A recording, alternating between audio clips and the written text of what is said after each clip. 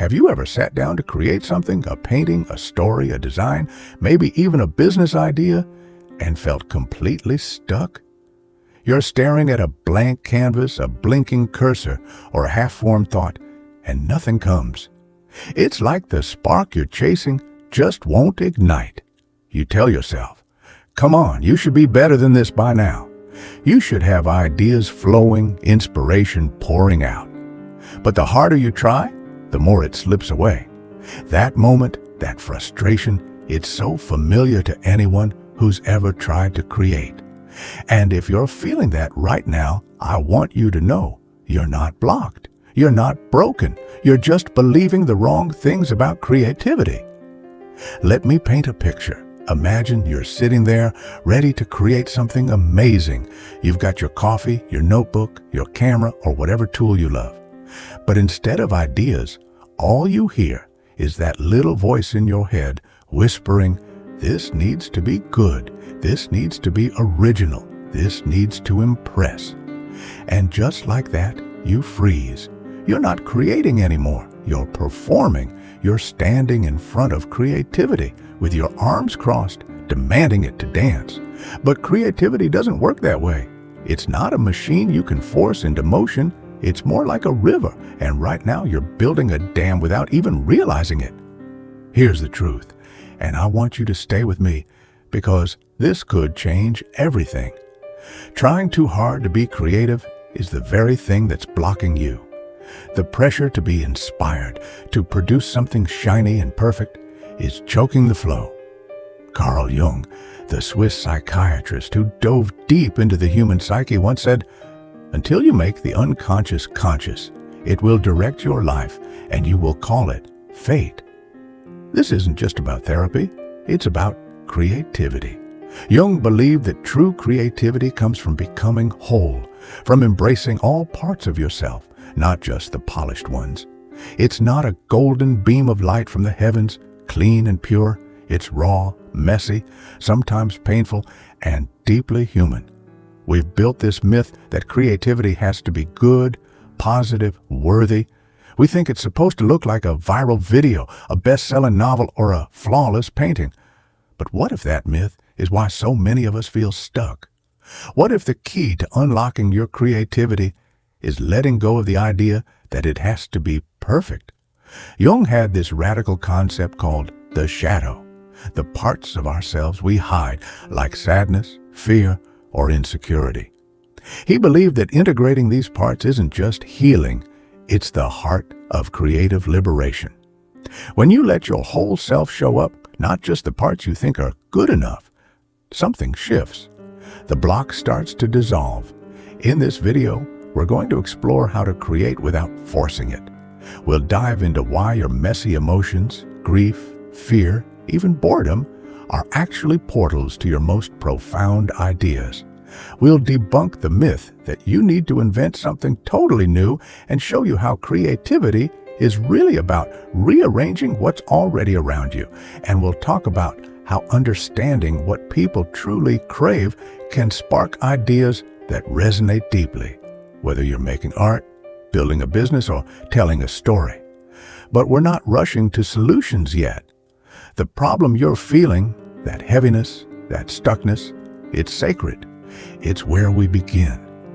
If you've ever felt like you're not creative enough, not original enough, or just not in the mood, I'm asking you to stick with me. What you're about to discover might flip the way you think about creativity forever. And if you're someone who loves diving into the deeper layers of life, psychology, creativity, what it means to be human, hit that subscribe button to join our community at Fractal Wisdom. We're all about exploring what's real and raw, and I'd love for you to be part of it. Let's start this journey by looking at why you're feeling stuck in the first place and how the way you're approaching creativity might be the real roadblock. So, we've talked about that moment when you're staring at a blank page, willing creativity to show up, and it just doesn't. You're not alone in that struggle, but let's dig deeper. Why does this happen? Why do we get stuck? The answer lies in something Carl Jung called the persona, the mask we wear to show the world who we think we're supposed to be. It's the version of you that wants to look good, be impressive, create something that gets likes, claps, or admiration. And when you sit down to create, that persona often takes over. You start asking, will this be good enough? Will people like it? Will it make me look like a real artist? And that's when the freeze sets in. Think about it. You're not just creating. You're judging. You're editing before you've even started. That inner critic, the one that says, this isn't original or this isn't profound. It's like a gatekeeper shutting down the wild, instinctual parts of you. Those parts, the ones that feel deeply, that take risks, that don't care about perfection, they're the real artists inside you. But they go into hiding when you're trying to create through this polished mask. Jung had another concept that's key here, the shadow. The shadow is everything you've pushed away, your sadness, your fear, your envy, your shame. These are the parts of you that don't fit into the creativity is always positive world we've been sold. But here's the thing no one tells you. Your shadow is where the real art lives. Every song that ever broke your heart, it came from someone's heartbreak. Every film that made you cry, it was born from grief. Every painting that hit you in the gut, it came from someone who dared to be honest, not perfect. When you banish your shadow, when you tell yourself, I can't create until I feel inspired or my work has to uplift people, you're cutting off the most powerful source of your creativity. You're saying, only the shiny parts of me get to create. And that's why you're stuck. Let's make this real. Maybe today was heavy. Maybe you're feeling off, like the world's just a little too much. That's not a block. It's fuel. That fog in your chest, that ache you can't name, it's begging to be expressed. Imagine sitting down with a notebook and letting that heaviness spill out. Maybe it's a poem where the words don't rhyme. Maybe it's a shaky voice singing a melody no one else will hear. Maybe it's a journal entry where you admit something you've never said out loud. That's art. That's story. That's alchemy. When you let yourself feel without judgment, something magical happens. The block doesn't dissolve because you pushed harder. It melts because you stopped resisting what's real. Creativity isn't about performing for an audience.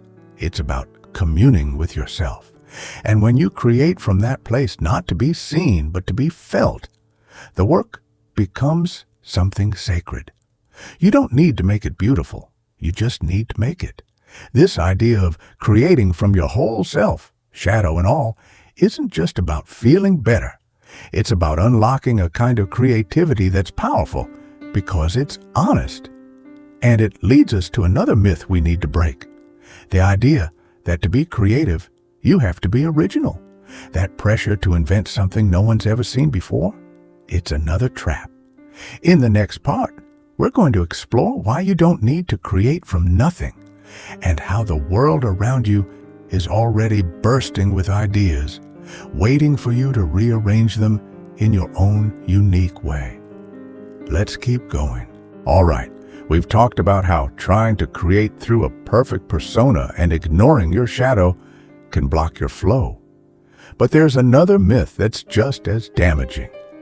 The idea that to be creative, you have to be original, that you need to pull a masterpiece out of thin air, something no one's ever seen before.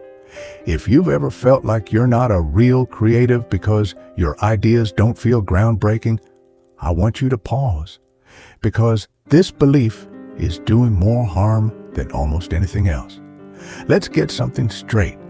Nothing you create is truly original, and that's not a flaw. It's what makes your work powerful. Your thoughts, your style, your ideas, they're all shaped by what you've seen, heard, felt, and lived. That's not cheating. That's being human. Carl Jung called this the collective unconscious, a shared pool of symbols, stories, and energies that flow through all of us. You're not creating from yourself. You're creating through yourself.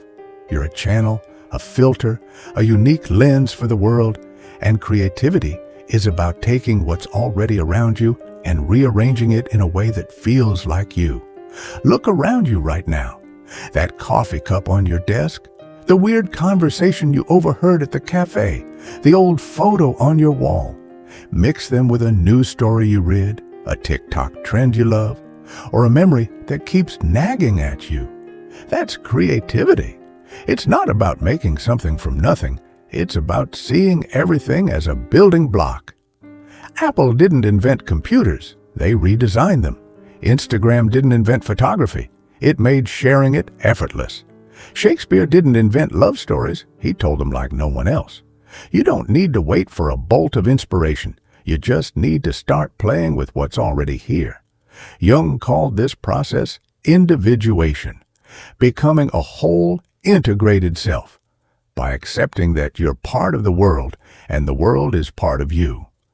When you let go of the pressure to be original, you free yourself to create. So here's a practice that might sound too simple to work, but trust me, it's a game changer. Sit down somewhere quiet. Don't try to be creative. Don't try to make anything happen. Just look around. Let your eyes wander like water. Maybe you see a street outside, a parked car, a rust stain dripping down a wall. A woman walks by with her dog wearing mismatched socks. Did she notice? Does she care? The sky's a dull gray, the kind that doesn't even deserve a name. Now, notice the details. A man scratching a lottery ticket like he's trying to erase his past. Tires crunch over wet leaves. A tiny bug crawls across your windowsill, and for a moment, it's your entire universe. You watch its legs move, stop, move again. You wonder where it's going. You feel something, not profound, just alive. Now, grab a notebook or your phone and write what you see. No editing, no goal, just describe. The bus passes and everyone looks like they're going nowhere fast. I feel slow today, like my brain's 2 seconds behind my body. There's a kid eating candy, chewing so loud it annoys me, but I envy how carefree he is. A woman's crying behind sunglasses. I pretend not to notice, but I do. That's intuitive writing. That's unfiltered creativity. You're not trying to make art. You're just being present. And in that presence, your emotions start to slip in. That plastic bag caught in the wind? It's not just trash, it's you, caught between where you were and where you're going. The neighbor's dog digging a hole? It's you, burying your own voice. Every time you write without judgment, you're letting your unconscious speak. Jung said, this is how we integrate the unconscious, not by forcing it, but by paying attention. Try this for 15 minutes a day. Just watch, write, feel. No plan, no prompt. What do you see? What memory does it stir? Even boredom can be beautiful when you let it speak. When you stop trying to come up with something, you realize inspiration's been around you all along. But creating isn't just about expressing yourself. It's about connecting with others. In the next part, we'll explore how your creativity can meet the deep needs of the people around you, turning your work into something that matters. Let's dive in. We've been on quite a journey. We've seen how letting go of the need to be perfect and embracing your shadow can unlock your creative flow. We've learned that you don't need to invent something new. Just rearrange the world in your own way. But there's one more piece to this puzzle, and it's what turns your creativity into something bigger than yourself. It's about purpose. It's about creating something that doesn't just express you, but connects with others. Carl Jung talked about archetypes, universal patterns like the caregiver, the rebel, the seeker. These archetypes are driven by deep human needs: to feel safe, loved, seen, to belong, to grow, to matter. Every creative idea that truly resonates taps into one of these needs. That song you can't stop listening to? It's not just the melody, it makes you feel understood. That viral video? It's not just clever, it speaks to a fear, a dream, or a longing we all share. That product everyone's talking about. It solves a problem people didn't even know they had. So, if you're ever wondering, what should I create? Shift the question. Ask, what do people need right now? Not just in the market, but in their hearts. Your creativity can be medicine. Your video might give someone a sense of calm in a chaotic world. Your story might make someone feel less alone in their pain. Your poem might name a feeling someone couldn't put into words. Your idea, your post, your art, it could be a bridge between confusion and clarity. Let's make this practical. Grab a piece of paper and write down 5 basic human needs: to feel heard, to feel safe, to belong, to be inspired, to laugh. Now think about how you can create something, anything, that meets one of those needs. If you make someone laugh, you've given them lightness. If you share a struggle that feels universal, you've built connection. If you express your truth, you might give someone else the courage to do the same. That's how you make your creativity matter, without trying to make it big or impressive. You serve the need, and the rest follows. Let's bring this full circle. Jung taught us that creativity isn't something you do. It's something you allow. It flows when you stop trying to impress and start including your whole self, shadow and all. It grows when you let go of the need to be original and play with what's already here. And it touches lives when you create with purpose, meeting the unspoken needs of others. You don't need to be special or perfect. You just need to be honest and present. And if being honest feels hard, you can even create from that. Write about how hard it is to be real. If this journey has sparked something in you, if you're ready to explore more about creativity, psychology, and what it means to be fully human, I'd love for you to join our community.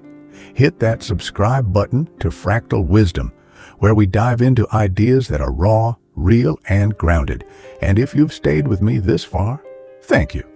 Now, go make something messy, something small, something true, because somewhere, someone needs exactly what you have to share. Let's keep creating together.